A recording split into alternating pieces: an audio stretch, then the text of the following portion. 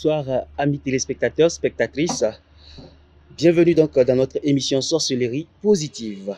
Aujourd'hui, nous allons explorer le potentiel transformateur de deux mots, l'amour, le pardon, des valeurs profondément humaines, et nous allons découvrir comment elles peuvent donc guider nos vies vers la paix intérieure et la croissance spirituelle.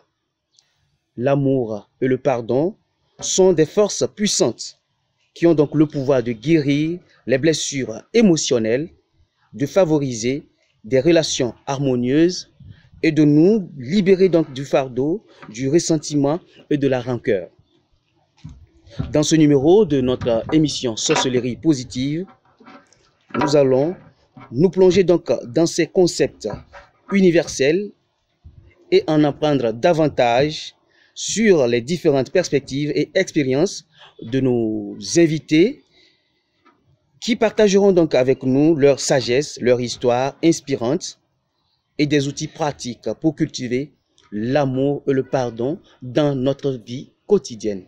D'inspiration et de réflexion profonde, car nous nous aventurerons dans les méandres de l'amour et du pardon pour découvrir comment ces forces intérieures peuvent nous aider à grandir, à nous libérer et à vivre une vie plus épanouie et plus significative, je dirais. Sans plus tarder, mesdames et messieurs, allons à la découverte de nos invités et plongeons-nous donc dans cette exploration passionnante du pouvoir, de l'amour et du pardon, comme le thème d'aujourd'hui l'indique, le pouvoir de l'amour et du pardon. Chers invités, bonsoir. Bonsoir. Bonsoir, monsieur Herman. Déclinez donc votre identité aux téléspectateurs. Merci beaucoup. Et moi, je suis Ramsès II. Et je suis instructeur spirituel. Et je suis aussi expert en développement personnel. Et je dirige l'école spirituelle Ambiant. Merci beaucoup. À ma droite. Je réponds au nom de M. Boukari Foudou, conseiller psychosocial. Je suis au niveau de ADESCO. Merci beaucoup à nos invités. Je le disais tantôt, le thème d'aujourd'hui, c'est le pouvoir de l'amour et du pardon. Avant toute chose, comment comprenez-vous ces concepts d'amour et de pardon, Maître Ramsès? Oui, merci beaucoup pour la question. Et le concept amour et pardon, tout de suite, quand on dit amour et à la fois pardon, on veut parler tout de suite de ce mystère-là qui donne la vie. Une vie tout de suite qui est familiale. Parce qu'on ne peut pas dire amour, pardon dans un contexte de service ou de quoi. Mais je vais dire directement que quand on dit amour, pardon, on sent le reflet de la famille. Pour dire que c'est dans ce contexte familial, puisque c'est là-bas se déroule la véritable vie, il est recommandé à l'individu de savoir que quand on dit pardon, on parle de quelque chose que l'autre a fait, pas forcément dans un acte conscient, non, dans l'inconscience. Mais même si ça se répète, il est demandé à ce que on accepte le pardon pour pouvoir avancer. Le pardon n'est pas pour le changement, non, c'est pour pouvoir avancer. Parce que c'est pas parce que cette erreur-là vient de se produire que ça ne va plus se produire demain. Donc je crois que dans ce contexte, pardon, ça nous demande de mieux observer le contexte familial, là où se déroule n'importe quel service. Aucun service n'est possible si on ne s'est pas réveillé bien en famille, dans un contexte où on se sent à l'aise. Et pour se sentir à l'aise, il faut pardonner. Alors que l'amour n'est pas que de l'air. Ça veut dire que même si ce n'est pas familial, j'ai accepté mon ami. Si je ne peux pas payer le loyer, il dort avec moi. Ou bien s'il n'a pas les moyens, je peux l'aider. Il y a des gens qui aident sincèrement. Et dans ce contexte, ça montre que la personne a le désir d'aider selon ce qu'il a vécu. Parce que l'amour, normalement, à mon avis, je voudrais que le journaliste ou mon confrère ne vive pas ce que j'ai vécu. Mais si je me comporte n'importe comme je veux, quand je veux, ça montre que même si je prétends être quelqu'un compatissant, c'est pas vraiment sérieux. Voilà. Merci beaucoup, Maître Ramsès II. Monsieur Foudou, bon, selon vous, c'est quoi l'amour? Merci. Merci pour la parole. L'amour, c'est un mot. Mais un mot qui est beaucoup plus profond. Plus profond comme on l'entend.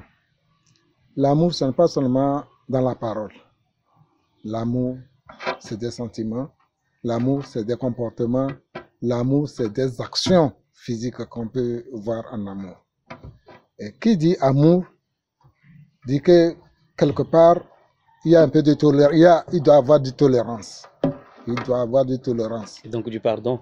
Oui, du pardon, puisque le concept dit l'amour et pardon. Mais avant d'avoir vraiment un vrai amour, comme on le dit, il faut se surpasser de beaucoup de choses. Beaucoup, très beaucoup. Nous entendons souvent amour dans la bouche, c'est facile de dire amour. Mais dans sa profondeur, comme je l'ai dit, amour, ce n'est pas juste sur la langue. On peut ressentir l'amour par un geste. On peut ressentir l'amour par un comportement. Par c'est-à-dire une invitation quelconque comme ça, là, ça peut passer de l'amour. Maintenant, quand nous parlons de pardon. Pardon aussi, c'est un autre mot qui accompagne directement l'amour. Sans pardon, il n'y a pas d'amour. Le fait de parler de pardon, ce n'est pas forcément que quelqu'un soit offensé d'abord avant de demander pardon. Et ce n'est pas aussi celui qui se voit, c'est-à-dire culpabilisé, qui doit aussi demander pardon. Le pardon, il est aussi universel. Nous devons comprendre bien le sens de pardon. C'est un mot apaiseur. C'est un mot à travers lequel on peut vraiment, c'est-à-dire faire beaucoup de choses et faire avancer aussi la cité. Merci beaucoup, Monsieur Foudou. Merci à Ramsès II pour l'éclaircissement de ces deux termes. Nous allons donc poursuivre, mesdames et messieurs, chers invités. Quels sont selon vous les obstacles qui empêchent les gens de pratiquer l'amour et le pardon? Puisque l'amour, c'est quelque chose, c'est l'idéal. Oui. Mais nous constatons que il y a certains facteurs donc, qui empêchent les gens de vraiment pratiquer ces deux valeurs-là. Selon vous, qu'est-ce qui empêche ces personnes de pratiquer ces valeurs-là? Oui, Monsieur Foudou. Ok. Selon moi, ce qui empêche beaucoup de personnes à ne pas quand même se vanter de ce mot, c'est un peu la compréhension. D'abord, il faut la compréhension. Mais quand il n'y a pas de compréhension, je crois qu'il n'y aura pas, c'est-à-dire la place de ces deux mots-là. Il faut aussi la patience. Parce que souvent, nous avons tendance d'être un peu plus pressés.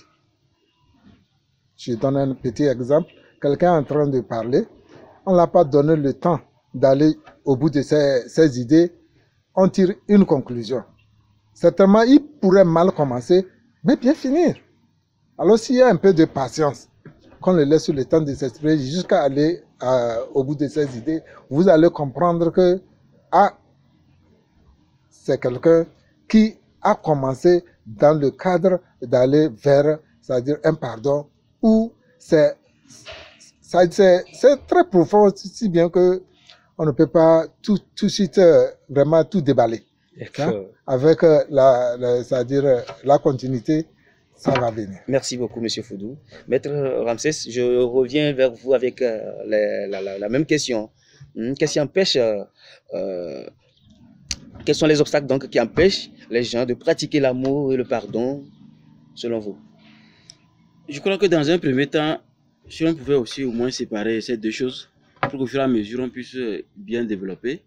Mais je vais quand même m'aligner derrière mon confrère, parce que des fois vous allez voir qu'une personne comme il a si bien dit, peut commencer, la personne prend la parole, et au lieu qu'on l'écoute jusqu'au bout, tout de suite, même c'est comme sur les réseaux sociaux, et ça arrive qu'on regarde une vidéo, le début de la vidéo, on passe. Alors qu'à la fin, peut-être il y a des astuces ou bien il y a une morale que vous n'avez même pas, une connaissance que vous n'avez même pas. Donc pour dire que, à mon avis, d'une façon un peu plus subtile, la faiblesse humaine fait que l'individu, quand l'individu est confronté à un choix, c'est vrai qu'il arrive que, d'une façon même scientifique, c'est prouvé, hein, quand on est confronté à un choix, il a été prouvé que le cerveau préfère le chemin le plus court, c'est-à-dire la facilité. Donc cette facilité, elle est tellement ancrée dans la jeunesse, dans certains comportements que, au lieu de patienter, cette faiblesse humaine surgit et laisse la personne commencer à vouloir même extrapoler l'autre, ne pas le laisser finir ce qu'il a dit et surtout la finalité de ses idées. Donc je crois que dans un premier temps, il faut essayer d'être au-dessus de cette faiblesse, il faut d'abord accepter l'être humain comme imparfait. Nous ne devrions prendre rien comme acquis. Quand quelqu'un, même si c'est un petit qui a la parole, il faut l'écouter. Que ce soit en famille ou dans les associations ou au service n'importe où, il faut l'écouter avec une oreille objective, avec un verre à moitié plein. Mais si vous venez vous asseoir en tant que, des fois, un grand frère, hein, parmi les petits frères, et vous vous comportez comme si votre verre est déjà plein, vous connaissez trop, c'est justement ça qui retarde la jeunesse africaine. C'est ça qui retarde une personne qui veut vraiment réussir, mais il se rend compte qu'à un moment, il échoue toujours. C'est parce qu'à un moment, on se comporte comme si notre verre est déjà plein. Alors qu'en réalité, pour dire la vérité, sincèrement, même le plus grand calife, le plus grand imam, même le pape a un verre à moitié plein. Donc on a besoin plus d'humilité et l'acceptation de l'autre afin de profiter vraiment des vertus du pardon et du concept amour. Merci beaucoup. Sinon, j'allais le demander comment donc on peut surmonter tout ceci. Je vais parler de ces obstacles pour vraiment impliquer ces deux valeurs-là dans notre vie. Surmonter cela. Bon, je crois que j'ai un peu touché. Oui, c'est ce que je... Mais s'il faut tout de suite essayer de donner vraiment quelques clés qui permettent à l'individu de surmonter le pardon et ensuite l'amour. Alors que normalement, on pouvait même renverser pour dire que amour et pardon.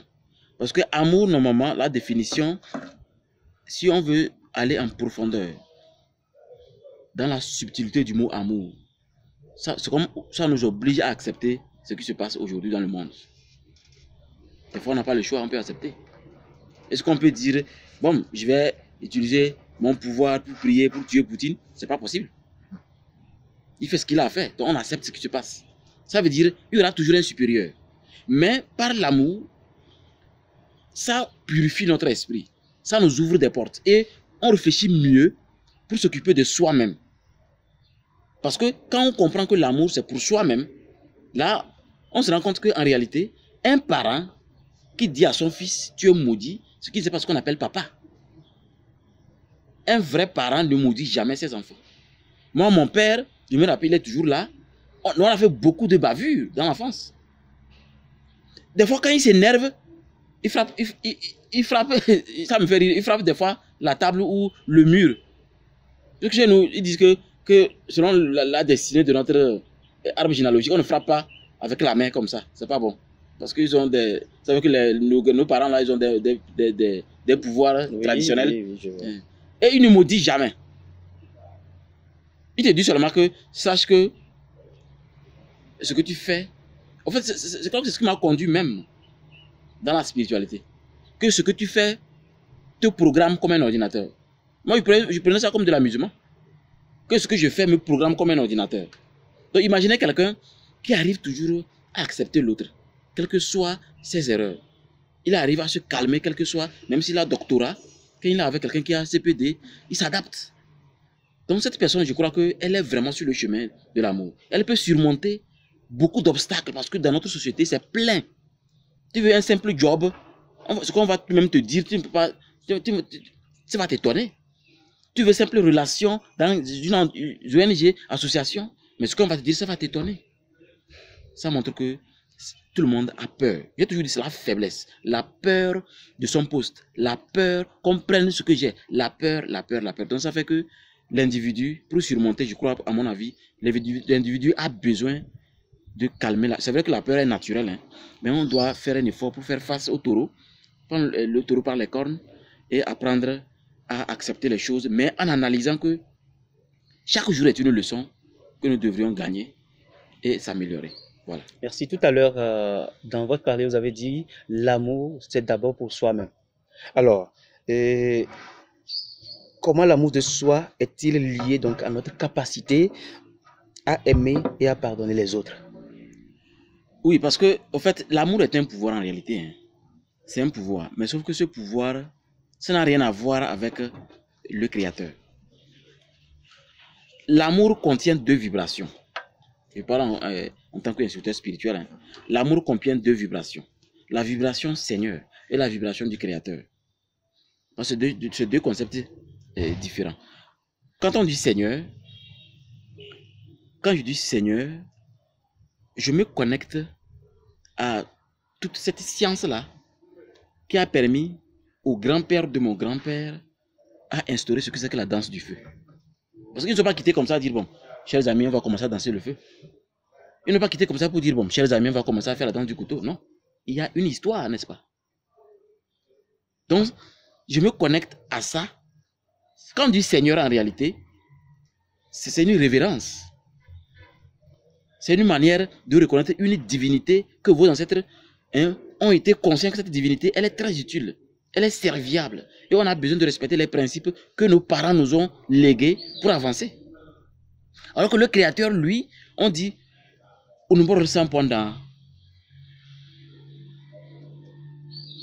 c'est-à-dire, quand un musulman dit Allah, c'est différent de quand il dit Nassau. C'est vrai qu'on n'explique pas bien les enfants, mais c'est différent. Quand un enfant dit Nassau, c'est un pouvoir même écrasant qui dépasse le temps avant que Allah n'arrive. Parce que Nassau, c'est comme si le fait qu'il est né par une magie, cette magie va agir. Attendez, Nassau, c'est parce que ça c'est dans sa langue personnelle ou bien pourquoi vous le dites comme ça? C'est justement dans sa langue. Parce que dans sa langue, la personne est encore non seulement sérieuse, elle est divine, même si elle n'est pas consciente. C'est pourquoi, quand la personne grandit et un prêtre ou un imam lui propose une prière, c'est pas facile de s'en sortir. Mais si la différence entre Nassau et Allah, ou Dieu, ou Unumbor intervient, il peut facilement s'en sortir parce que ce concept, le concept Seigneur et Nassau, ça lui donne plus de pouvoir. Donc vous comprenez que ces deux valeurs forment l'amour.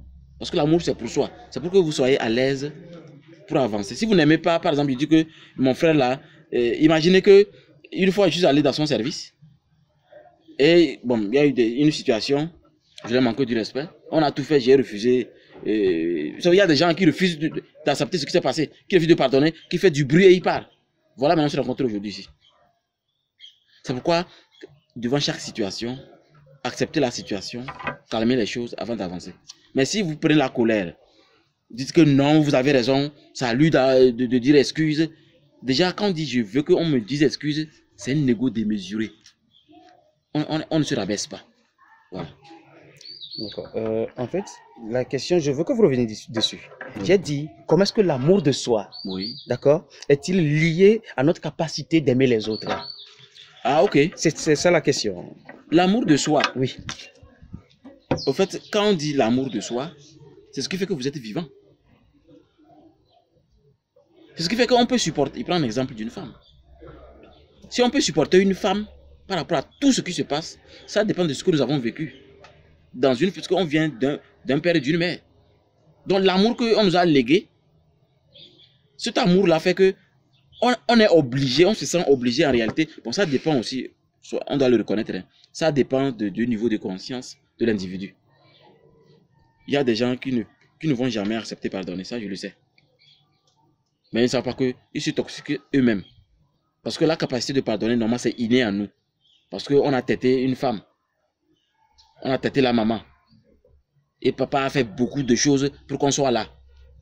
Donc moi je crois que c'est l'amour des parents qui est en nous, qu'on nous a donné un peu là, soit on a développé, ou d'autres ont carrément étouffé, n'arrivent pas à décider.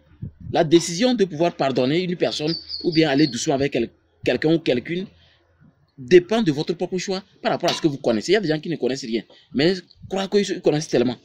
Par exemple, moi je prends un exemple très simple. Je ne suis pas narcissique, hein, mais je m'aime tellement que quand on me manque de respect, je te dis les 4 vérités. Mais je ne vais jamais laisser qu'on se sépare sans avoir compris. On doit se comprendre. C'est de la même manière avec ma femme. Si on ne s'entend pas, à la fin on doit s'entendre parce que moi je sais que je protège quelque chose. Je protège mes enfants. Je protège mon foyer. Parce que je connais le rôle de la femme. Parce que la femme, elle n'a pas besoin de dire qu'elle déploie l'amour. Parce qu'elle est l'amour. Donc en la pardonnant malgré ce qu'elle a fait, en acceptant d'être avec elle, je puise ce pouvoir d'amour-là en elle. Et j'ai l'effort d'être meilleur dans la société. Donc c'est ce contour-là qu'il faut pour pouvoir pardonner les autres. Merci beaucoup. Monsieur Foudou, Oui. La même question, hein, comment l'amour de soi est-il donc lié à notre capacité à aimer et à pardonner les autres? Okay. Selon moi, l'amour, avant d'aller pardonner une personne, ce qu'il faut quand même avoir, c'est-à-dire une pensée positive. Il faut avoir une pensée positive. Et avant d'accepter aussi une personne, il faut aussi avoir une pensée positive. Il faut apprendre, il faut vraiment apprendre à transformer des problèmes en opportunités avant de pouvoir surmonter des problèmes et aller pardonner. Mon confrère a vraiment parlé, il a donné suffisamment d'exemples. Je ne vais pas aller vers lui.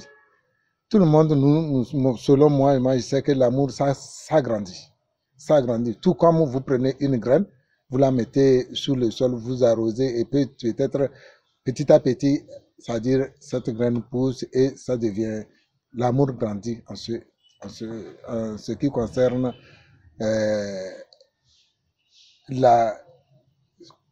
comment je vais dire, le contexte dans lequel nous sommes. Oui. Oui. Parce qu'il faut vraiment cadrer les choses. Nous ne sommes pas ici pour vraiment définir des mots. C'est juste pour vraiment, c'est-à-dire expliquer comment on ressent. Comment on ressent. Ça grandit. Et je disais tantôt qu'il faut savoir transformer des problèmes en opportunités avant d'aller jusqu'au pardon. Je prends un petit exemple de 2 enfants dont l'autre a cassé le crayon de son second. C'est déjà un problème posé. Maintenant, celui qui a cassé ce crayon a des soucis. Comment je vais faire? Celui-là, qu'on a cassé son crayon, a aussi des soucis. On m'a vraiment abîmé ma chose.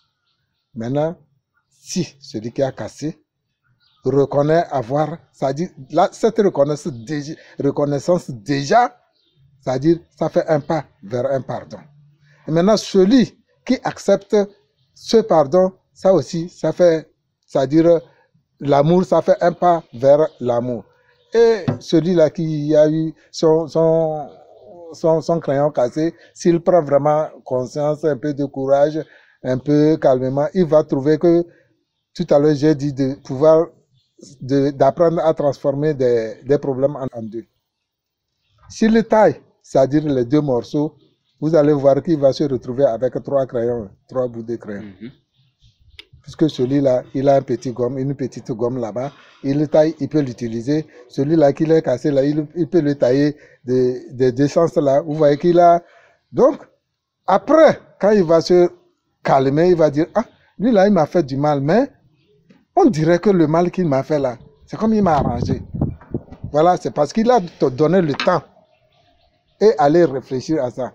Donc, en ce moment, vous allez voir que ce mal-là qui est causé là est oublié. Il est oublié parce que celui-là est satisfait de ce mal. Il va même se dire qu'on l'a fait du bien. Donc, quand on va parler aussi du pardon et surmonter les trucs de pardon, je pense qu'il va falloir un peu de temps. On ne doit pas réagir lorsqu'il y a un problème. Il faut donner le temps. Peut-être... En fait, excusez-moi, Oui, je dis comment l'amour de soi, oui, c'est-à-dire je m'aime, oui, d'accord? oui. Comment cela est-il lié à ma capacité de pardonner. pardonner et d'aimer quelqu'un d'autre? Ok, c'est ça. En temps normal, on a dit, aime-toi comme, aime ton prochain comme l'autre. Ce que tu ne veux pas qu'on te fasse, si tu comprends comme ça que tu ne veux pas qu'on te fasse ça là, comprends en même temps que ton prochain, il ne faut pas le faire ça. Ça, c'est la capacité. C'est la capacité de comprendre que moi, je n'aime pas ça.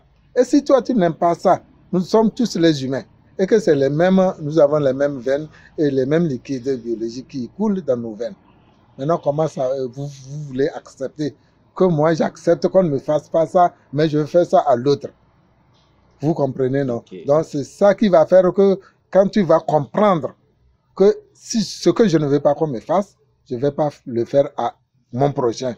Ça veut dire que, c'est-à-dire, j'ai pensé à moi et en même temps, ce que je pense à moi, positivement, je le pense également à mon ami ou à mon confrère. Merci beaucoup. Aime ton prochain comme toi-même. Mesdames et messieurs, chers téléspectateurs, nous allons marquer une pause et on vous revient juste après ceci.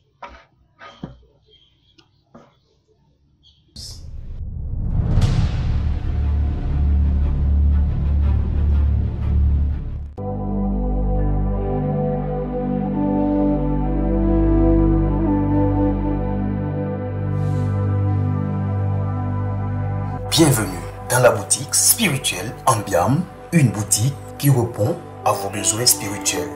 Le besoin d'être pur avant un événement important, le besoin d'être pur avant d'enceinte une femme, le besoin d'être pur avant de signer un projet. Vous voulez protéger votre vie contre les sorciers diaboliques? Alors, venez chez nous car nous sommes des sorciers positifs, blancs, prêts à mettre en pièces vos ennemis mortels. Nous avons beaucoup de produits, en l'occurrence la poudre du dragon qui permet de calciner le cœur de votre ennemi mortel et garantir votre prospérité. Nous sommes à Sokodé, quartier Bamabandolo, sur la route des Bassards, côté gauche, juste après l'église des Assemblées de Dieu, Temple Béthanie de Sokodé. Pour d'autres informations complémentaires, veuillez contacter le 93 14 12 78. Ensemble, grâce à Ambiam, soyons riches grâce au pouvoir de notre propre esprit.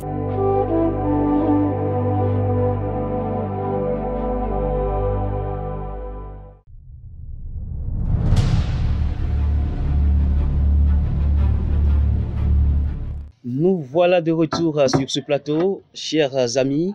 Nous sommes là avec deux invités donc, qui, ce soir, partagent avec nous des outils pratiques pour cultiver l'amour et le pardon dans notre propre vie. Le thème, c'est le pouvoir de l'amour et du pardon. Nous allons poursuivre donc avec Maître Ramsès II. Donc, Maître, s'il faut donner un conseil pour cultiver l'amour de soi sain et durable, qu'est-ce que vous direz? Autrement dit, comment l'on peut-il cultiver l'amour de soi sain et durable? Je crois que là-bas, l'amour de soi sain et durable, c'est tellement direct que l'individu doit savoir que l'amour de soi est d'ailleurs le seul pouvoir qui permet à un individu d'accomplir sa mission, ou si vous voulez, d'achever un projet qui le tient à cœur. Donc, vous devez retourner et faire un inventaire de vous-même. Si vous avez une famille, de quelle manière vous gérez la famille? Si vous avez des frères et sœurs, vous vous entendez de quelle manière? Si vos parents sont toujours en vie, il y a quel genre de communication? S'ils sont déjà décédés, il y a quel genre de... Parce que tout ceci, ça joue. Il ne faut pas confondre du fait que vous devez vous occuper de vous-même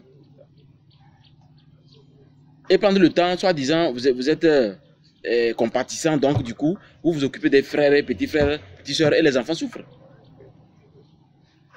Pour que chacun comprenne que la famille est importante, je prends l'exemple de la famille, pour que chacun puisse faire les analogies à la fin, pour prendre famille comme par exemple entreprise de menuiserie ou mécanique. Prenons la famille. L'homme est le pilier de la maison. Nous le savons. Et quand on dit pilier de la maison, c'est pour dire juste à la femme que elle doit se calmer devant les choix de son mari. C'est vrai que elles ont une manière d'être, des fois directe, des fois sournoise. Ça fait partie de la vie de l'homme. Parce que l'homme aime des défis. L'homme aime sentir qu'il y a un défi qu'il est confronté. Et c'est ce qui fait qu'il se bat. D'ailleurs, c'est la seule chose qui fait que l'homme se bat et finit par réussir. Mais la femme doit savoir que, je l'ai toujours dit, hein, en famille, celle qui perd en réalité, du point de vue de la société, celle qui perd, c'est la femme. Je vous explique. Imaginez que votre femme dit, non, il ne prend pas troisième femme. Elle continue, non, ne prend pas troisième femme. Non, ne prend pas troisième femme. Et il y a toujours des disputes comme ça, comme ça. À un moment, vous avez laissé tomber la troisième femme. Et vous avez les deux femmes. Mais les choses ne se résolvent pas toujours. Il y a toujours des problèmes. Parce que la femme, elle a des idées des fois, je dis des fois courtes. Parce qu'elle ne voit pas plus loin. Elle veut tout de suite une résolution. Mais elle a ignoré que si l'homme est fatigué du comportement de la femme, l'homme finira par être secrètement marié ailleurs. Du coup, l'argent qu'il fallait amener en famille ne vient plus comme il se doit. Ce serait mietté. Ce serait mietté. Les enfants vont commencer, on sent une petite souffrance, ça ne va pas, il y a des factures des fois qui ne sont pas réglées. Et à un moment, les disputes s'augmentent. Jusqu'à ce que l'homme est fatigué, l'homme a dit, bon, il faut divorce parce que moi je suis fatigué. Et imaginez que le divorce là a eu lieu. Et selon la justice togolaise, bon, je ne sais pas si c'est partout, il faut minimum 7 ans pour que l'enfant puisse quitter la maman. Voilà que les enfants n'ont pas encore 7 ans. Et il y a 2 enfants. 6 ans et peut-être 3 ans. Donc la justice dit, bon, dans ce cas, madame, les enfants ont besoin de votre affection. Les enfants doivent avoir 7 ans avant de rejoindre le monsieur. Tu gardes les enfants. Le monsieur va essayer de voir, bon monsieur, vous gagnez combien? Il dit au juge. Le juge dit, ok d'accord. Si tu gagnes tel, on divise par 3. Le 1/3 donne à la dame pour les soins des enfants, tout. Et l'homme, la femme va remarquer que l'homme a toujours donné le 1/3 que le juge a dit. Mais l'homme n'est plus là. Elle va commencer à maigrir. Elle va commencer à avoir toutes les idées possibles. Donc, imaginons que ça ne s'est pas produit ainsi, mais c'est elle qui est partie. Elle va aller quelque part voir la même chose parce que il est inutile de quitter un homme qui t'a trahi pour aller vers un homme qui va prendre plusieurs femmes. C'est pour dire que celle qui est impactée le plus, quand la femme change, premier homme, deuxième homme, troisième homme, elle devient difficile dans la société. On l'étiquette comme une femme qui n'est pas vivable. Oui. Mais l'homme peut changer comme il veut, la société s'en fout. C'est la société du 21e siècle, on n'a pas le choix. Donc c'est pour dire qu'il y a des choses qui nous obligent, que chacun se calme. Ça s'appelle rapport de force. Le rapport de force au foyer est clair. La femme peut être diplômée ou peut être ménagère, elle ne doit jamais vouloir orienter l'homme. Je l'ai toujours dit, hein, il arrive qu'au début de la jeunesse, en classe on s'est vu, après on a abandonné, on fait des petits miettes, donc on parle bien. Attention, l'homme ne doit pas trop parler à la femme de ses problèmes. Ça crée chez la femme un complexe de supériorité. Et le jour où l'homme va vouloir s'extirper, c'est grave.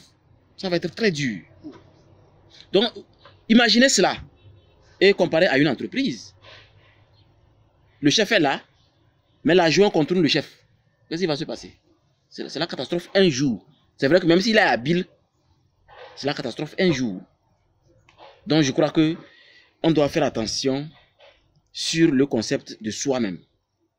Parce que c'est au-dedans de nous, c'est en travaillant sur nous-mêmes, en développant nos capacités à bien cerner nos émotions, nos 4 différentes émotions et tempéraments, que nous allons finir par accepter que voici la réalité, mais voici ce qui nous oblige à être ensemble. L'amour d'accepter l'autre. Mais attention, c'est pas parce que on s'aime qu'on est de la même, on est même. Peut-être que moi je sais faire les tables, mais toi tu ne sais faire que des tabourets. Donc je crois que si on voit les choses ainsi dans la société, les choses vont se calmer. Mais sauf que la plupart des personnes se comportent comme les femmes. Comment ça, hein? C'est-à-dire comme la femme a fait au début du foyer. Et malheureusement, voici les choses sont produites. Et celles-là, les femmes qui font ça, à la fin se rendent compte toujours qu'elles ne gagnent rien en fin de compte. Jusqu'à ce que tu acceptes que l'homme fasse ce qu'il a à faire. Parce que quand l'homme a beaucoup de responsabilités, il travaille beaucoup. Oui. Il ne peut pas se réveiller mais à 8 heures. Il y a des hommes qui se réveillent déjà à 4 heures, 5 heures. D'autres se réveillent à 8 heures, 9 heures. Ça dépend de chacun, de son travail. Mais si vous voulez orienter l'homme, le diable qui est dans la femme, parce que la femme est l'image parfaite du diable. Le diable en réalité n'est pas le mal, hein. C'est la polarité de l'obscurité, de la lumière. La femme est là pour obliger l'homme à être meilleur. C'est pourquoi c'est ce monsieur-là qui sème. L'homme qui sème, qui a découvert ses potentialités, ses capacités à analyser et à accepter l'évidence. C'est ce monsieur-là qui pourra construire la famille et donc entreprise. Voilà. Merci beaucoup. Monsieur Foudou, si vous n'avez rien à dire par rapport à ça, oui, je vais dire un mot. Je vais placer mon mot.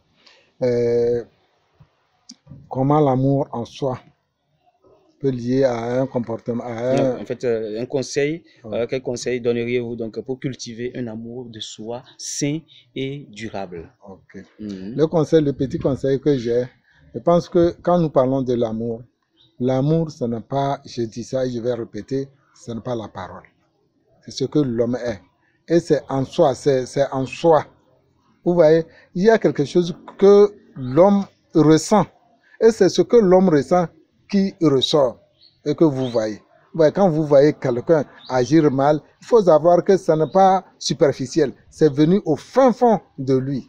Ce mal-là, c'est au fin fond. Maintenant, si vous voyez quelqu'un agir bien, c'est que son corps aussi, c'est depuis là-bas que des bonnes choses ont poussé. Et puis, ça l'a amené à faire ça. Donc, ce que moi je conseille, comme vous avez parlé de conseils, c'est juste demander à nous tous, les citoyens, d'être d'abord patients. En gros, j'ai dit ça quelque part pour dire que dans nos prises de décision, nous devons quand même prendre un peu du temps. Un peu du temps. Il ne faut pas se précipiter dans la prise de décision. Ça peut quand même nous amener à mal vraiment réagir. Et aussi, s'il y a un souci, je pense qu'il faut donner un peu le temps à celui-là qui a le souci de peut-être digérer ce souci avant de vouloir venir régler. Ça fait partie de l'amour. Parce que quand quelqu'un a eu un problème tout à l'heure là, il n'a même pas encore digéré ce problème. C'est bien que tu viens en bonne condition de le calmer, mais je pense qu'il ne va pas se calmer. Il faut le laisser un petit temps. Je dis bien un petit temps pour qu'il digère ce qui lui est arrivé. Et en ce moment, vous venez en appui et bon, vous ressentez quand même, il faut toujours partager si c'est des bonnes choses, quand on dit amour là. Bon, quelque part, monsieur a dit ça, un amour c'est quelqu'un qu'on ressent, c'est-à-dire une affection, c'est quelqu'un avec qui on peut partager des bonnes choses et même des mauvaises choses. Un vrai amour, ce n'est pas de choisir des bons moments et aller vers la personne. Et quand la personne a des difficultés là, c'est en ce moment il faut vraiment s'écarter ou prendre des distances. Ça, on ne parle pas là-bas de l'amour. En fait, si ici la question parle de comment cultiver un amour de soi sain et durable, ça veut dire qu'il y a l'amour de soi négatif, qui n'est pas sain. Oui. En fait, ça veut dire, par exemple, on peut prendre le cas de quelqu'un qui est dans la société et qui pense qu'il est supérieur aux autres. C'est-à-dire qu'il s'aime en tant, et il veut que partout où il est, que ce soit lui, qu'on parle de lui. Vous voyez que ça, c'est de l'amour de soi très, très négatif et qui n'est pas sain. Oui. C'est ce que je dis. C'est ce que j'explique. Ce que l'homme fait, c'est comment l'homme réagit là. Ça ne vient pas de lui. C'est au fin fond. Voilà. Vous voyez, non, c'est pourquoi j'ai dit, quand quelqu'un vraiment s'aime, c'est qu'il va aimer l'autre. Maintenant, quand vous voyez que quelqu'un n'aime pas l'autre, il faut vraiment se poser la question, est-ce que lui-même, il s'aime? Vous voyez, le partage, l'amour, ça se partage. L'homme ne donne que ce qu'il a. Si je viens te donner l'amour, c'est parce que j'en ai. Si je n'ai pas d'amour, je ne peux pas te le donner. En fait, ici, la chose c'est quoi? C'est que l'homme qui peut-être a l'amour de soi, et lui, il se dit c'est bon, d'accord? Il se dit c'est sain et c'est bon. Mais, vous qui êtes des parents, vous qui savez, vous qui avez fait l'expérience, vous savez que peut-être la manière dont telle personne se prend, il est fier de lui-même. C'est un peu, je peux dire, de l'orgueil, par exemple, excusez un peu le mot, mais ça a un petit lien avec, donc avec l'orgueil. Oui. Maintenant, pour que cette personne sache que sa manière de vivre est mauvaise, comment vous pouvez donc l'amener à cultiver ce qui est sain? Parce qu'il faut d'abord que la personne se dise que je sais que cet amour de moi, que la personne arrive à cerner comprendre que son amour de soi là est négatif avant de pouvoir vraiment créer, développer donc celui sain ou durable que vous êtes en train de vouloir nous donner comme conseil. Oui, ce que vous dites là, je vous comprends. Je suis aussi dans la même lignée. D'accord, allons-y. Je suis aussi dans la même lignée. Parce que quelqu'un, tout à l'heure, a parlé de arrogance. Quand on prend quelqu'un qui est arrogant, vous pensez que c'est dans son arrogance que vous pouvez le ramener facilement? C'est qu'il faut vraiment mener des actions. Il faut vraiment, c'est-à-dire, il faut vraiment un travail autour de cette personne, avec des exemples par là, avec des petits trucs que vous allez faire. Lui-même, c'est lui-même qui va se corriger en fait. Oui. C'est lui-même qui va se corriger. Si vraiment lui, il est né comme ça, hein, c'est lui-même qui va se corriger. Mais dire que vous allez corriger quelqu'un dans son arrogance, moi je vois que vous allez vraiment prendre beaucoup de temps, ça ne va pas changer. Plutôt que vous allez quand même accentuer son arrogance, excusez-moi. Parce que la personne déjà s'est mise en dessus de tout le monde. Tout ce que toi tu vas venir avec, tu vas l'amener, que ça soit bon ou mauvais, c'est sa parole qui compte. Vous voyez, non? Donc, lui là comme ça, il faut vraiment faire des actions. Mener des actions autour de lui et l'impliquer dans la gestion de ces actions, et lui-même il va se retrouver parmi, c'est-à-dire les gens qui ont vraiment un amour sain et positif. Vous voyez, donc c'est à petit coup. Donc, le conseil, je l'ai déjà quand même dit, c'est vraiment la patience et puis le sens d'écoute de son prochain. Maintenant, la réaction, nous ne devons pas être précipités dans la prise de nos décisions. L'amour, ça sort en soi. Merci beaucoup. Tout à l'heure, vous venez de vous présenter. Est-ce que vous pouvez encore juste nous redire aux téléspectateurs qui vous êtes? Je suis conseiller psychosocial au niveau de l'ONG ADESCO. Je ne réponds pas si au niveau c'est-à-dire dans le compte du service, mais en tant que personne, société, ressources, société civile. Merci beaucoup. Vous êtes conseiller psychosocial. Dites-nous quels sont donc les bienfaits psychologiques et émotionnels donc du pardon, tant pour la personne qui pardonne que pour celle qui est pardonnée. Ça, les bienfaits sont énormes. D'abord, il faut parler. Ça soigne. Ça soigne. C'est un élément traiteur. Ça traite une personne. Quelqu'un qui a des problèmes, des ennuis, des inquiétudes. Quand il trouve la solution à ces inquiétudes, vous allez voir qu'il est soulagé. C'est comme on a soulevé un fardeau sur lui. Donc, il se sent libéré. Qui se sent libéré se sent vraiment, c'est-à-dire à l'aise. Et il retrouve sa santé, ces sensations qu'il avait déjà, c'est-à-dire perdues, il le revient. La confiance en soi, la confiance de vivre, c'est-à-dire le courage de poursuivre ses activités vont revenir. Ou bien ses actions. Ou bien, quand quelqu'un ne retrouve pas un pardon, vous allez voir que il est vraiment, c'est-à-dire, il a toujours des problèmes. Au jour, le problème s'ajoute. Mais le jour où il va retrouver un pardon. Et le pardon, ça ne se fait pas juste par la parole aussi, le comportement, un acte. Parce que quand quelqu'un reconnaît déjà que bon, voilà, l'acte que je viens de poser, donc, la manière dont la personne va ressentir la chose, ça réconforte en même temps le côté opposé. Vous voyez, donc ça libère, ça guérit, ça donne vraiment la santé. Le pardon et l'amour, surtout le pardon, il donne vraiment la santé. Et c'est quand on a vraiment la santé qu'on va parler de l'amour. Merci beaucoup. Merci. Alors, Maître Ramsès, la même question vous revient. Quels sont donc les bienfaits psychologiques et émotionnels donc, du pardon, tant pour la personne qui le fait, c'est-à-dire qui demande pardon, et que pour celle qui est pardonnée? Oui, les bienfaits psychologiques, en tant que instructeur spirituel, moi je dirais plutôt que il faudrait que l'individu sache que c'est d'abord très important de pouvoir pardonner.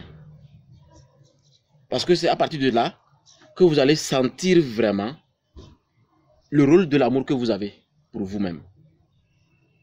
L'amour que vous avez pour vous-même, chaque individu a envie de laisser une parcelle de cet amour-là dans ses enfants avant de partir. C'est la raison pour laquelle il faut que l'individu se concentre sur ce qu'il ne voit pas. Un exemple. Imaginez que je suis face à une situation où je dois forcément avoir un résultat. Et dans ce processus, une situation s'est produite. Et je suis tombé dans le coma. Voilà maintenant, mes enfants, on les informe que c'est comme ça. Votre papa n'est plus. Et lors des funérailles, lors du fameux discours de l'individu qui est couché dans son cercueil. On parle de l'oraison funèbre. L'oraison funèbre, voilà, le terme ça. Et bizarrement, je me suis retrouvé parmi les gens. Je dis bizarrement, hein, Oui. parce que selon l'idée collective, c'est bizarrement. Mais en réalité, chaque individu est présent à ses funérailles. Maintenant, j'écoute ce qu'on dit sur moi. Parce que je ne peux plus parler. Oui. Un membre de mon association parle. Un membre de mon ONG parle. Un membre de mon service parle. Ton église. Mon église parle. De ma mosquée parle. Quelqu'un d'important parle. Et un enfant le plus âgé, puisque mon enfant le plus âgé avait fait ce PD, et il prend la dernière parole pour expliquer sur lui ce que c'est que papa et ce que papa a fait. Imaginez que tout ce qu'ils ont dit là, ça ne me plaît pas. Ce n'est pas ce que je voulais. Je peux changer? Non, je suis déjà parti. Déjà dit. C'est pourquoi c'est de notre vivant qu'on doit préparer ce qui doit être dit. On ne sera plus là. C'est pourquoi il faut accepter de se sacrifier et de pardonner pour que les autres soient étonnés que tu as pu pardonner l'impardonnable. Si le Créateur devait apparaître un jour miraculeusement, d'une façon miraculeuse, s'il devrait, ça ne serait que devant un individu qui a pu pardonner l'impardonnable. Donc que chaque individu, chaque personne, les jeunes surtout, vous qui nous écoutez, vous voulez réussir votre vie, sachez que chacun a quelque chose à laisser. Que la réincarnation existe ou pas, sachez que vous laissez quelque chose. Maintenant, ce que vous voulez qu'on dise sur vous, c'est maintenant. C'est pourquoi moi je me comporte exactement comme ce que je déclare chaque jour. Je ne peux pas valoriser un couple et j'ignore mes enfants et ma femme.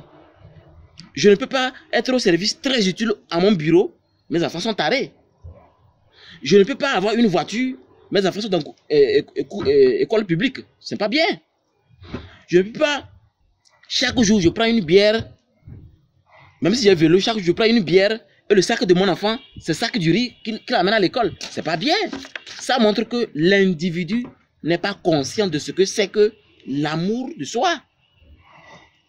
C'est une parcelle que nous avons récupérée depuis le grand-père de notre père et que nous devons transmettre à nos enfants qui vont un jour dire papa, voici ce que papa, voici ce que papa. Mais si vous avez ignoré ça, je vous le rappelle aujourd'hui. Donc je crois que si l'individu a cette capacité de voir que, mais, qu'est-ce que je veux qu'on dise quand je ne serai plus là, vous êtes obligé de commencer à vous comporter bien. Parce que la plupart ignorent cette dimension. Et partout où ces personnes passent, c'est le chaos. Que ce soit l'homme ou la femme, partout où ces personnes passent, c'est le chaos. Mais moi, j'aime agir comme je le dis. Je ne peux pas dire que voici comment il faut se comporter. Et l'éducation là, je ne la donne pas à mes enfants. Je ne conseille pas à ma femme. Pour moi, ma femme, c'est une déesse. À la maison, moi, je l'appelle déesse. Parce que je sais que ce qui a créé ce monde dans lequel nous sommes, ce n'est pas forcément un homme barbu. Mais peut-être un homme barbu avec une femme barbue. D'accord. Voilà. Ok, vous avez parlé de pardonner l'impardonnable tout à l'heure. Oui. Alors, la question là vous revient. Dites-moi, dans les situations où le pardon semble difficile, voire impossible. Prenons l'exemple par exemple, on dit quelqu'un a tué ton enfant, la personne l'a reconnu et l'a avoué. Comment pouvons-nous donc trouver la force nécessaire pour nous engager sur ce chemin et libérer donc notre cœur? Je ne vous coupe pas la parole même, mais je voulais parler plus rapidement. Oui. Parce que même, c'est justement les raisons pour lesquelles la loi existe. Et il est interdit de se faire soi-même justice. Mais la société dans laquelle les gens veulent se faire justice, il y aura toujours désordre. Quand on fait le deuil, vous savez comment on fait le deuil? Quand un psychologue vous accompagne, on vous apprend à accepter que ça fait partie de la vie. C'est-à-dire que ce n'est pas magie. Vous n'êtes pas le seul, la seule personne. Ça fait partie de la vie. Mais il y a les gens qui veulent se faire eux-mêmes justice. Mais quand on dit justice, les gens croient que c'est papier signé, l'avocat dit non, c'est pas ça. C'est sous l'effet de la douleur Vous voyez, oui, l'enfant que tu as pris le temps d'éduquer, peut-être comme nous le disons, tu espères quelque chose de cet enfant, voilà que ton espoir est rentré dans l'eau. J'y arrive. Je vous explique ce qui fait que le parent se venge et lui-même va à la tombe. Maintenant, la famille est où? La famille a disparu. C'est-à-dire, il faut prendre la part des choses pour avoir l'évidence. Vous voyez, moi j'ai un concept. Le hasard n'existe pas. Donc, tout ce qui arrive est déjà... Même mon frère, moi je ne l'ai jamais vu. Mais pourtant, j'habitais à côté d'Adesco. Mais son visage me dit quelque chose parce que ma femme a fait consultation là-bas. On va là-bas des fois quand l'enfant est malade. Je sais que je l'ai déjà vu, mais on ne s'est jamais vu. Ce visage me dit quelque chose. Donc je m'adapte déjà. Moi je m'adapte à tout. Le hasard n'existe jamais. Tout ce qui se produit a une raison. Si on tue mon enfant aujourd'hui, moi je l'ai toujours dit, si mon enfant meurt aujourd'hui, je fais mon deuil. Mais je préfère que, quels que soient les pouvoirs qui existent, au nom de ma mère qui est déjà sous terre, et de tous mes ancêtres, je préfère que mes enfants m'enterrent avant de mourir. C'est la vraie bénédiction. Mais quand vous enterrez vos enfants, c'est la malédiction. Donc c'est pour vous dire que, quand quelqu'un tue votre enfant, d'abord il faut voir de quelle manière ça s'est passé. Soit tamponné, ou bien il sera tiré, ou bien la personne... Parce que ça dépend de quelle mort. Oui. Parce que la mort, c'est pas seulement le mot. Ici, quelle qu'en soit la circonstance qui a créé, c'est-à-dire la manière dont la personne... Voilà, maintenant, si vous prenez le concept, quelle qu'en soit la circonstance, prenez clairement que la personne a besoin de payer de ce qui s'est passé. Mais ce n'est pas à vous de le faire payer. Je vais vous expliquer pourquoi. Si c'est vous-même qui le faites payer, vous allez le regretter. Avant de quitter la terre, vous allez le regretter. Ça va peut-être, je vous dis. Parce que tout ce qu'on fait, il y a quelque chose qui nous est, il y a une rétribution. La personne va payer de ce que la personne a fait. Mais vous-même, vous pouvez aussi faire de sorte que la personne puisse payer. Mais pas vous venger vous-même. Okay. Mais amener la personne à la justice, c'est pas la vengeance. Ok, maintenant, comment se surpasser jusqu'à laisser, ne pas toucher cette personne, ne pas lui faire du mal, ne pas rendre le coup et faire appel à la justice. Comment arriver à se dominer, à se surpasser pour le faire? D'abord, imaginons que ça s'est produit. Quand ça se produit, il faut d'abord voir de quelle manière la situation est arrivée. Chaque jour est une leçon. Si vous acceptez que... Je prends un exemple très simple. Hein. Moi, j'aime les exemples pour que les gens comprennent. Prenez une femme au foyer. Parce que la femme est le centre de tout. Hein. Si ici est jolie parce qu'on a besoin d'assouvir au désir des femmes. Imaginez une femme au foyer qui a dit non, non, non, ne prends pas de deuxième femme. Ça ne va pas aller. J'ai quitté les bancs. J'ai abandonné ceci. Je suis ça avec toi.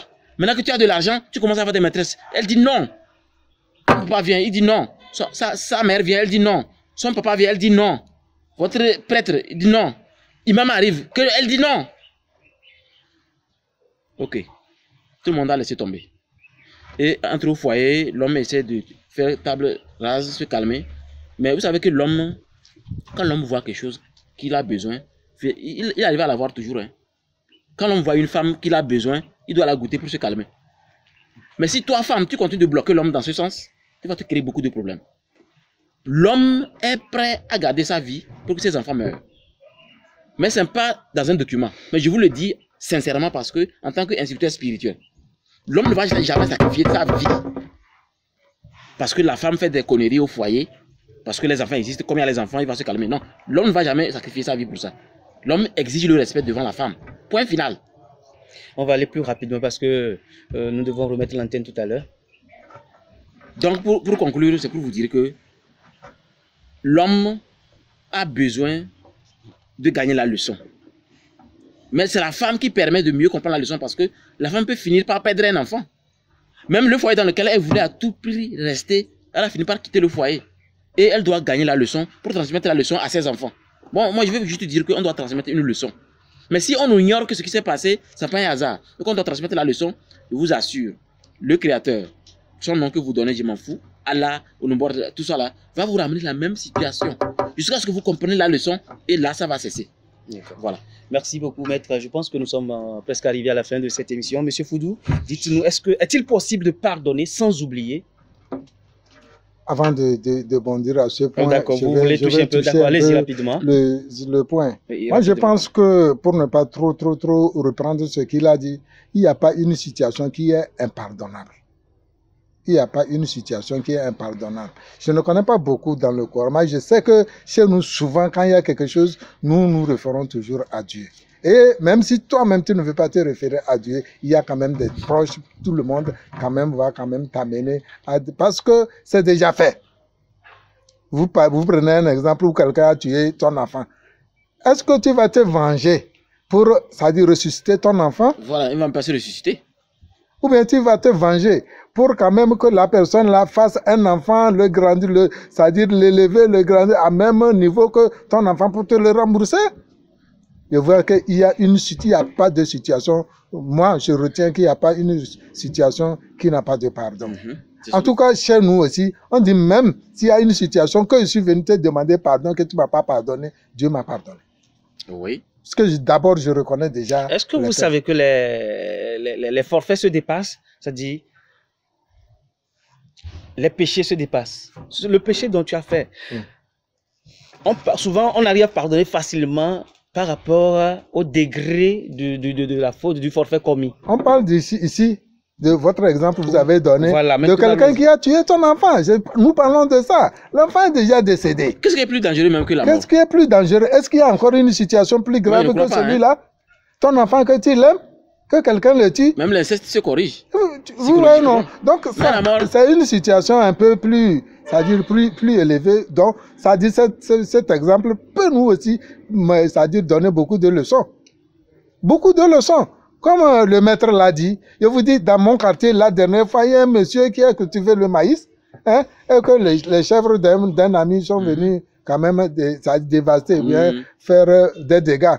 Donc, mais on les a attachés et ils se sont quand même dégagés de leur, c'est-à-dire cachette pour venir faire. Le monsieur a arrêté la chèvre. J'étais là, mais c'était pas ma chèvre, mais nous sommes des cohabitants. Je lui ai dit, bon, le monsieur dont tu prends sa chèvre n'est pas là. Bon, je suis presque plus âgé qu'entre les deux. Garde la chèvre ici. Tout compte fait, vous finirez par vous comprendre. Je parle de la semaine passée. Il a dit non, qu'il va ramener il va amener la chèvre. Et que quand le monsieur va venir, va venir. Donc, quand le monsieur est venu, je lui ai rendu compte. Il est allé. Bon, le lendemain, bon, ils ne se sont pas entendus, il ne l'a même pas vu. Le lendemain, le monsieur est reparti. Il a vu en train de faire son champ, le monsieur aller vers lui. Je ne me suis pas approché. Parce que je suis un témoin. Un témoin, c'est quand deux parties ne s'entendent pas que un témoin peut intervenir. Hein? Le monsieur est resté longtemps, ça prenait du temps. Et je me suis rapproché. Vous n'êtes pas encore entendu sur un point. Il dit, mais s'il n'est pas prêt pour libérer ta chèvre, reviens te reposer. Le moment où son corps va s'apaiser, peut-être qu'il va te livrer sa chèvre. J'ai pris la parole, j'ai discuté avec le monsieur, il a dit non, qu'il libère. Donc il va aller ramener la chèvre. Il est allé ramener la chèvre. 2 jours après, le monsieur remarque que les yeux de la chèvre ne voit plus. Tout est touffu. Voilà, on appelle ce même monsieur, on le fait compte rendu que voilà la chèvre que tu as ramenée là. La chèvre ne voit pas. Imaginez, s'il avait pris 10 francs ou bien 5 francs, parce qu'il veut se dédommager, hein? Le monsieur pourrait le payer ça. Maintenant, la chèvre, on pouvait même le revendre cette chèvre à même plus de 150 000. Il va acheter. Ce n'est pas à débattre. Vous comprenez, non? Donc, c'est des situations, des exemples de situations comme ça qu'il faut. Nous avons des cœurs, ce n'est pas que des pierres que nous avons dans nos poitrines. Il faut que nous arrivions à maintenir, à maîtriser c'est-à-dire nos cœurs. Voilà, sur ce point, ce que je vais dire. Merci. Maintenant, je ne sais pas si je me rappelle de ta question que tu m'as posée. Non, c'est bon, ok. Allons-y, tenez ceci. Est-ce qu'on doit pardonner? C'est-à-dire, les gens disent, je t'ai pardonné, mais je n'ai pas oublié. Oui. Bon, selon vous, c'est la meilleure des choses qu'on pardonne, ne pas oublier, ou bien on peut pardonner et oublier. Parce que souvent, qu'est-ce qui se passe? Lorsque la personne te refait quelque chose, tu dis, la dernière fois, tu avais fait ceci. Ou bien, ça veut dire que la personne, tu comprends déjà que elle a pardonné, elle a dit qu'elle a pardonné, mais elle n'a pas oublié. Quand on parle de pardon, ici, à ma compréhension, c'est tout comme vous êtes en train d'écrire. Vous avez écrit un mot, et quand ce n'est pas ce mot, vous avez pris un correcteur ou bien une gomme, vous avez effacé, vous avez réécrit un nouveau mot.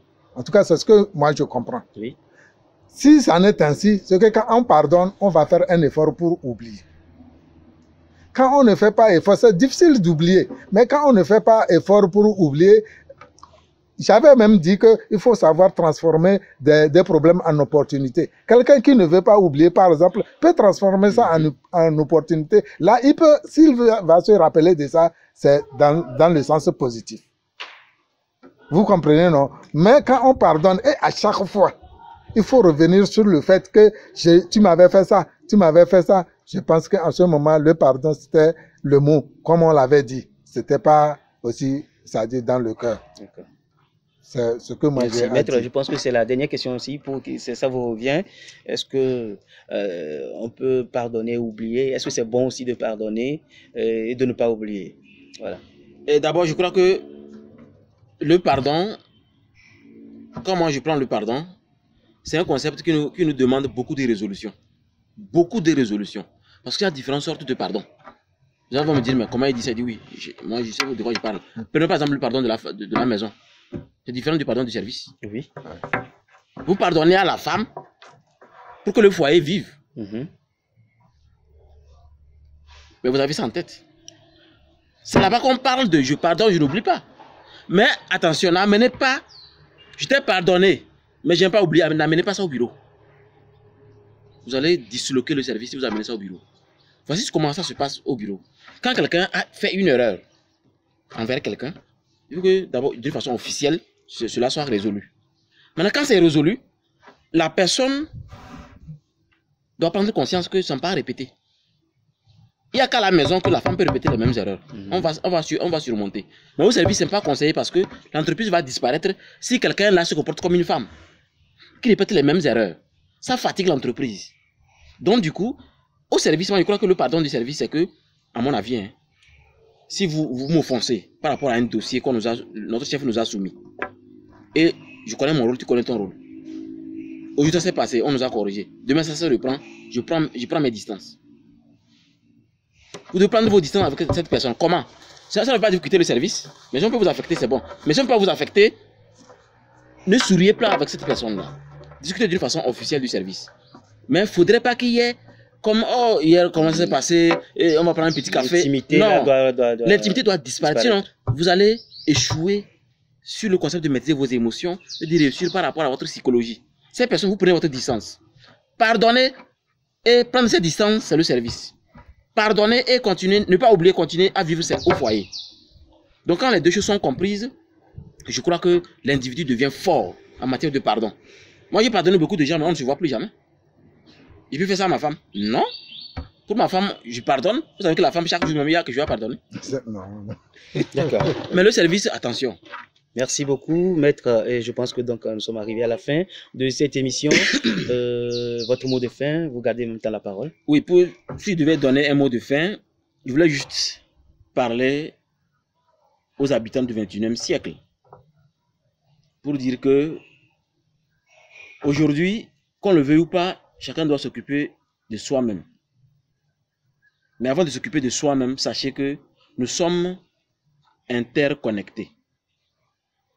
Aucun individu sur Terre ne peut réussir vraiment quelque chose de concret seul. Ce n'est pas possible. Peut-être une réussite mais éphémère.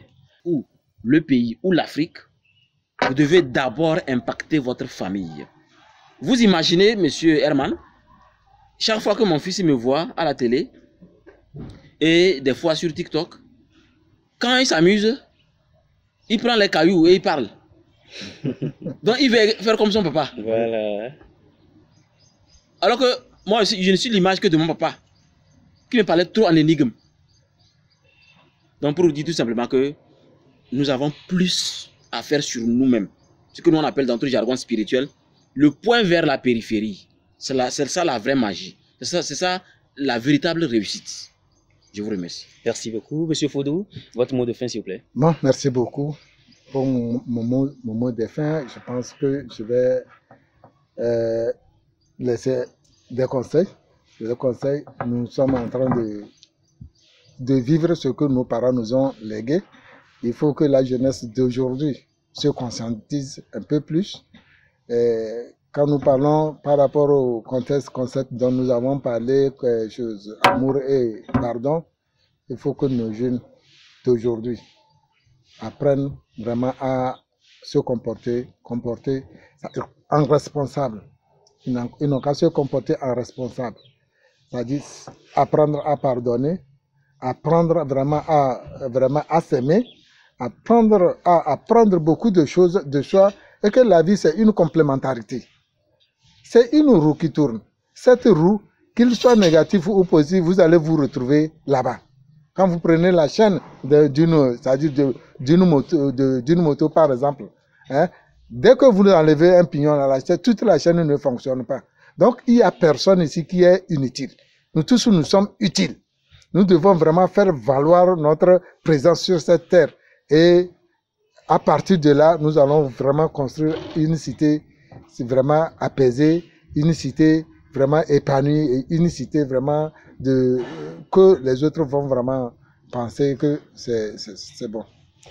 Et voilà, nous arrivons donc à la fin de cette émission sur le pouvoir de l'amour et du pardon. Nous espérons donc que cette exploration des profondeurs de ces valeurs essentielles vous a donc inspiré et vous a donné matière à réflexion.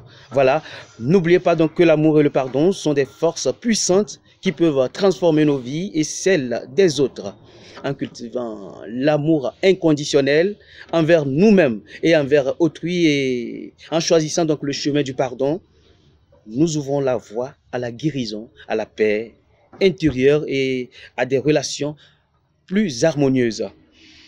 Nous vous invitons, mesdames et messieurs, à mettre en pratique les enseignements partagés aujourd'hui, à explorer donc ces concepts dans votre propre vie, à continuer votre cheminement vers une croissance spirituelle et émotionnelle. Nous vous remercions donc d'avoir été des nôtres dans cette émission. Restez ouverts à l'amour, prêts à pardonner et à répandre donc ces énergies positives dans le monde qui nous entoure. Nous vous donnons donc rendez-vous à la prochaine émission pour une nouvelle exploration passionnante d'un nouveau thème spirituel inspirant. Prenez soin de vous et que l'amour et le pardon vous accompagnent toujours. Au revoir. Au revoir.